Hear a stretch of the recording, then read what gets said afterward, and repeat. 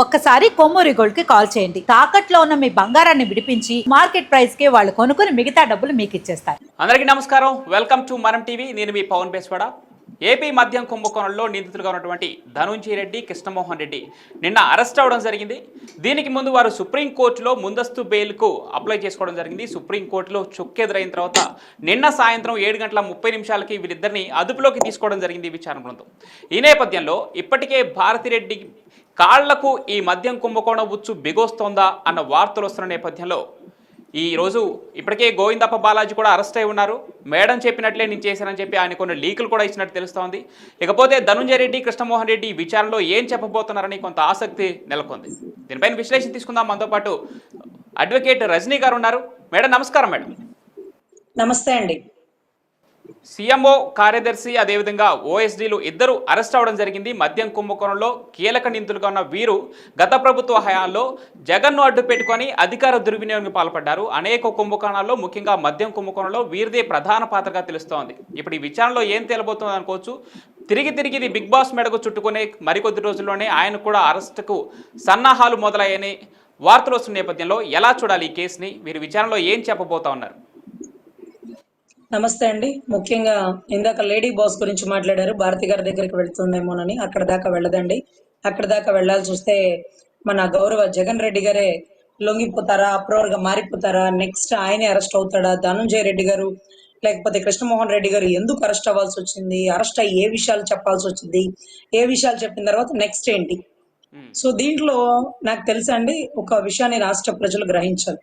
గతంలో ఈడీలో ఎవరైతే చాలా నిజాయితీ పరులైనటువంటి గాంధీ అనే ఒక హానెస్ట్ ఆఫీసర్ ఏదైతే భారతి గారికి ఒక నోటీస్ సర్వ్ చేసినారు, అమ్మా అవినాష్ రెడ్డి గారి ఫస్ట్ ఫోన్ కాల్ మీకే చేసినారట, మీ నుంచే ఇన్ఫర్మేషన్ జగన్ రెడ్డి గారికి వెళ్ళిందట, ఆయన మీకు ఏ టైంలో చేశారు, ఆయన ఏ విషయాలు డిస్కస్ చేశారు, మీరు ఎంతసేపు మాట్లాడాక జగన్ రెడ్డి గారికి వచ్చారు, అది మీ ఫోనేనా లేకపోతే మీ పిఏ గారి ఫోనా అని అడగాల్సినటువంటి ప్రశ్నలు ఆమెను అడగనికి ఆవిడకి ఒక నోటీస్ సర్వ్ చేసినారు.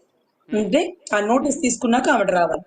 ఎప్పుడైతే కార్తీక దీపం సీరియల్ లాగా అందరూ అరెస్ట్ అవుతున్న మూమెంట్ లో ఆవిడ దాకా వచ్చాక బ్రేక్ పడిపోయింది. నోటీస్ ఇచ్చినటువంటి ఏదైతే ఈడీ అధికారి గాంధీ గారు ఉన్నారో 2019-24 గత ప్రభుత్వం వచ్చాక ఈడీలో ఉండే హానెస్ట్ అధికారిని ఈడీలతోనే దాడి చేపించారు. అంటే ఒక రౌడీలతో దాడి చేపిస్తే వాళ్ళ బలగం చూపించుకున్నట్టు ఉంటుంది. ఏ ఈడీ అధికారి నేను హానెస్ట్ ఆఫీసర్ అనుకున్నాడో అదే ఈడీలనే ఆయన ఇంటి మీదకి దాడికి పంపించాడంటే ఎంత ఎంత క్రిమినల్ బ్రెయిన్ అని ఆలోచించండి. ముళ్ళుని ముళ్ళుతోనే తీయాలి, ఈడీతోనే కొట్టాలి అన్న ఒక టెక్నాలజీ వాడినట్టు కదా. సో నాకు అప్పుడు అర్థమైందండి, ఈడీ రాష్ట్రంలో ఏమీ చేయలేదా అని. తర్వాత సిబిఐ వచ్చింది. సిబిఐ రామ్ సింగ్ గారు అనమాట, ఆయన ఒక హానెస్ట్ ఆఫీసర్. ఆయన మీదే కేసులు పెట్టి ఆంధ్ర చుట్టూ తిప్పారు. ఆయన వెహికల్ ని రాళ్లు రువ్వి పరిగెట్టించారు. అయిపోయింది. ఈడీ సిబిఐ వల్లకాల జగన్ గారిని టచ్ చేయడం. మరి ఏంటది సిట్టు పరిగెడుతుంది. ఆంధ్ర రాష్ట్రంలో చాలా పరిధి తక్కువ ఉన్న సిట్ జగన్మోహన్ రెడ్డి గారిని టచ్ అయిపోతుందా? నాకు అర్థం కాలేదండి, స్టన్ అయిపోయినా. మరి 16 నెలలు గతంలో జైల్లో వేసినాం కదండి, ఎవరు వేసినారు? సోనియా గాంధీ నన్ను కావాలని అరెస్ట్ చేపించింది అని చెప్పడానికి, కాంగ్రెస్ లో ఉండే కీలక నేతల్ని, రాజశేఖర రెడ్డి గారి అభిమానులని జాలితో సానుభూతితో తన వైపు తిప్పుకోవడానికి, కాంగ్రెస్ మీద బలమైన ముద్ర చల్లడానికి, బురద చల్లడానికి, ముద్ర వేయడానికి తనంతట తానుగా సరెండర్ అయిపోయినాడు గత 16 నెలలు జైల్లో ఉన్న టైం. ఇక రాష్ట్రంలో కాంగ్రెస్ అంగుళం కూడా అడుగు పెట్టలేనంత విధంగా కాంగ్రెస్ ని తుదిముట్టిచ్చేశాడు. తన అరెస్టుతో సోనియా గాంధీ పగ తీర్చుకుంది, ప్రతీకారం తీర్చుకుంది. తండ్రి చనిపోతే బిడ్డ మీద ఇంత పగ, తండ్రి లేని బిడ్డ కదయ్యా అంటూ ఆ సానుభూతి, అబ్బా మైండ్ బ్లోయింగ్ అండి. సో అతను అరెస్ట్ అయ్యాడు అని నాకంటే beyond the enquiry as an advocate ఎంత తవ్వే కొద్ది కూడా వీళ్ళకి అరెస్ట్ చేసేంత లేదు. మరి ఎందుకు అరెస్ట్ అవుతున్నాడు అంటే అప్పుడు అర్థమైందండి. ఇక్కడ అభివృద్ధి పరిపాలనలో ముందుకెళ్తున్నటువంటి చంద్రబాబు గారు సేవా దృక్పథంతో ఇచ్చిన మాట నిలబెట్టుకునేటటువంటి పరిస్థితుల్లో పనిచేస్తున్నటువంటి పవన్ కళ్యాణ్ గారు, కూటమిని కాపాడుకుంటూ వస్తూ తనదైన శైలిలో యువ రాజకీయం చేస్తున్నటువంటి లోకేష్ గారు, సెంట్రల్ నుంచి ఫండ్ ఇస్తూ అన్ని రకాలుగా కాపాడుతూ అమరావతికి మళ్ళీ అడుగు పెట్టినటువంటి బీజేపీ, ఇక నేనేం చేయాలి, చిడతలు కొట్టుకోవాలా అంటూ యోగ నిద్రకు వెళ్ళిపోబోతున్నారా గౌరవ జగన్ రెడ్డి గారు? ఎందుకు నాకు డౌట్ వచ్చిందంటేనండి, మిథున్ రెడ్డి గారి పేరు లేదు, కానీ మిథున్ రెడ్డి గారు ముందస్తు బెయిల్ వేసుకుంటున్నారు.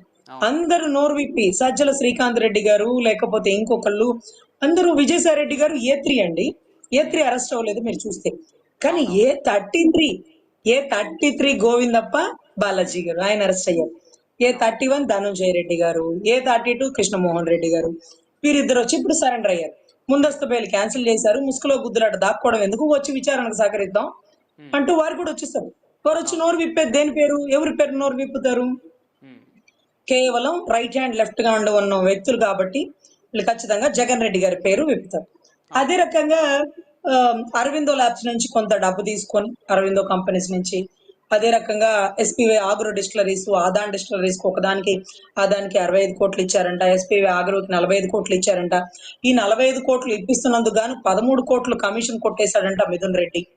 ఇవన్నీ నోరు విప్పి చెప్పిన కసిరెడ్డి ఏమో కసిరెడ్డి రాజశేఖర రెడ్డి మాధవ్ చౌద్ అంటూ విజయసాయి రెడ్డిని బెదిరించడం, విజయసాయి రెడ్డి గారేమో కసిరెడ్డే కారణం, జగన్ వెనకాలండి కసిరెడ్డి నడిపిస్తున్నాడు అంటే, జగన్ వెనకాలండి కసిరెడ్డి నడిపిస్తున్నాడా బాసు? జగన్ ఏం తెలీదా? జగన్ ఏమో శుద్ధ పూస? జే బ్రాండ్స్ అధినేత అంటే ఎవరు? సో అసలు A1 A2 గా ఉన్న వ్యక్తులు విడిపోవడం ఏంటో ఆశ్చర్యం. విడిపోయే ముందు ప్రీ ప్లాన్ స్కెచ్ గా పక్క దేశానికి వెళ్ళి ఇద్దరు కలిసి విదేశాలకు వెళ్ళి ఒక ప్రత్యేక దీవులో ఉండే బ్యాంకర్లను కలిసి అక్కడ ఉండే వీళ్ళ హవాలా లావాదేవీలు ఎక్కడియా డబ్బు అనుకున్నామండి, వేల కోట్లు దారి మళ్ళిచ్చేసి, ఇంకా 20 ఏళ్లకి మందు బాబుల్ని తాకట్టు పెట్టి అప్పులు తెచ్చేసి, మందులో క్వాలిటీ లేకుండా 30,000 మంది చనిపోవడానికి కారణమయ్యి 80,000 మంది అస్వస్థతకు గురై ఇవన్నీ చేస్తున్న వ్యక్తి అరెస్ట్ అవుతున్నాడా అంటే మీరు ఒక్కటే గమనించండి సార్.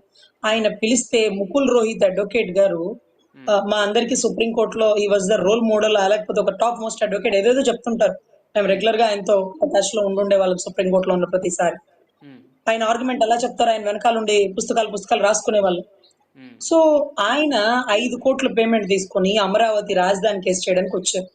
మా అందరికి రాజకీయ నాయకులు అవ్వాలా, అడ్వకేట్లు అవ్వాలంటే ఆ తొక్కలో రాజకీయం, ఏం చేసినా స్కీమ్ అంటారు. దమ్ముగా కేసు తీసుకొని ఏకదమ్ 5 కోట్లు ఓపెన్ గా మీడియాలో పేపర్లో వచ్చింది. 5 కోట్ల పేమెంట్ తీసుకొని కేసు వాదించిన ముకుల్ రోహిత్. ఎంత దమ్ము అండి, ఎంత పేమెంట్ అండి? IAS వస్తుందా, IPS వస్తుందా? జీవితాంతం అంటే స్కీములు లేకుండా సంపాదిస్తే రాజకీయ నాయకుడు వల్ల అవుతుందా? అవ్వదు కదా. స్కీములు వేస్తే 5 ఏంటండి, 5,000 కోట్లు వేసేస్తారు. సో అందుకని ఒక దమ్మున్న ప్రొఫెషన్ అని ఆయన చూసి చాలా ఆదర్శంగా తీసుకునే వాళ్ళు. సో అటువంటి వ్యక్తి ఎవరైతే ఉన్నారో వాళ్ళు నిరంజన్ రెడ్డి గారికి మొన్న ఈ మధ్య రాసభ ఇచ్చినట్టున్నారు. వీళ్ళందరూ ఆయన పిలిస్తే పరిగెట్టుకుంటూ వచ్చి ఆయనకి ముందస్తు బెయిల్ ఇచ్చేస్తారు. మరి ఎందుకు గౌరవ జగన్ రెడ్డి గారు ముందస్తు బెయిల్ కి అప్లై చేయలేదు? అప్పుడు నాకు డౌట్ వచ్చి, కల్వకుట్ల కవిత గారు లిక్కర్ స్కామ్ లో 100 కోట్ల స్కామ్ లో ఆవిడ అరెస్ట్ అయినప్పుడు సుప్రీంకోర్టు అడ్వకేట్ ఒక ఆయన సందీప్ చౌహాన్, నందరామ్ సార్ వీళ్ళిద్దరిని అడిగినాను, సార్ ఆవిడ అరెస్ట్ కి తొందరగా బెయిల్ వస్తుంది కదా అంటే ఎవరు అప్లై చేసినారు?